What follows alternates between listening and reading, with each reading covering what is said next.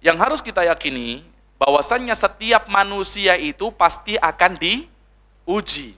Ini adalah sesuatu yang pasti. Ini adalah suatu kelaziman yang Allah Subhanahu wa taala tetapkan. Setiap manusia pasti akan diuji. Bahkan dunia ini disebut juga dengan apa?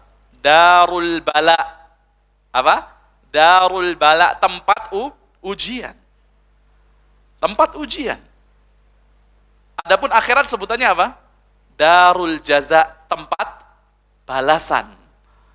Jadi dunia ini tempat kita diuji. Kalau kita bersabar, kita dapat pahala, yang mana pahala tersebut akan kita nikmati ketika berjumpa dengan Allah Subhanahu wa taala. Maka kita yakin bahwasanya segala sesuatu, siapapun manusia itu akan Allah Subhanahu wa taala uji. Bahkan orang yang mengaku beriman, maka orang tersebut yang akan Allah Subhanahu wa taala timpakan ujian dengan ujian yang bertubi-tubi. Makanya Allah Jalla wa Ala mengatakan di dalam surah Al-Ankabut pada ayat yang kedua, Allah berfirman, ahasiban nasu ayyutraku ayyaqulu amanna wa hum la yuftanun. Apakah manusia mengira bahwasannya mereka akan dibiarkan begitu saja mengucapkan aku beriman, ya, sedangkan mereka tidak diuji oleh Allah Subhanahu wa taala. Ya, jadi kalau orang sudah mengucapkan amanna, aku beriman, ya, apalagi dia mengklaim dirinya berada di atas sunnah, berusaha senantiasa mengamalkan sunnah Rasulullah Sallallahu Alaihi Wasallam, maka ditunggu saja ujian itu pasti akan apa? Akan datang untuk menguji keimanan kita. Apakah kita sekedar mengklaim saja, sekedar ngaku-ngaku saja beriman, ataukah kita benar di dalam keimanan kita? Makanya Allah katakan, walaqad fatannal ladzina min qablihim. Sungguh kami telah uji orang-orang sebelum mereka. Orang-orang dahulu yang mengatakan amanna, aku beriman kepada Allah, semua mereka telah diuji oleh Allah Jalla wa Ala. Fala ya'lamannallahu alladzina sadaqu wa la ya'lamannal kadzibin. Maka Allah Jalla wa Ala mengetahui siapa orang yang jujur di dalam ucapannya, siapa. Dan Allah Subhanahu wa taala mengetahui orang yang berdusta ketika mengucapkan beriman kepada Allah Subhanahu wa taala. Ya. Bahkan Rasulullah Shallallahu Alaihi Wasallam bersabda di dalam sebuah hadis yang diriwayatkan oleh Sa'ad ibn Abi Waqqas radhiyallahu an, qala, ya, Sa'ad mengatakan, su'ilan Nabiyyu Sallallahu Alaihi Wasallam ayyun nasi ashaddu bala'an. Pernah Nabi Muhammad Sallallahu Alaihi Wasallam itu, Bu, ditanya, siapa manusia yang paling berat ujiannya?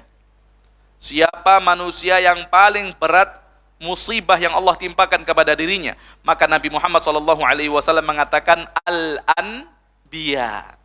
Tuh, orang yang paling berat ujiannya adalah para nabi. Jadi bukan berarti ketika kita diuji sama Allah, Allah nggak cinta sama kita, bukan. Ketika kita ditimpakan musibah oleh Allah Jalla wa Ala, bukan berarti Allah benci kepada kita. Nanti akan kita jelaskan bahwasanya musibah ini merupakan alamat, merupakan tanda, merupakan bukti bahwasanya Allah Subhanahu wa taala cinta kepada seorang hamba.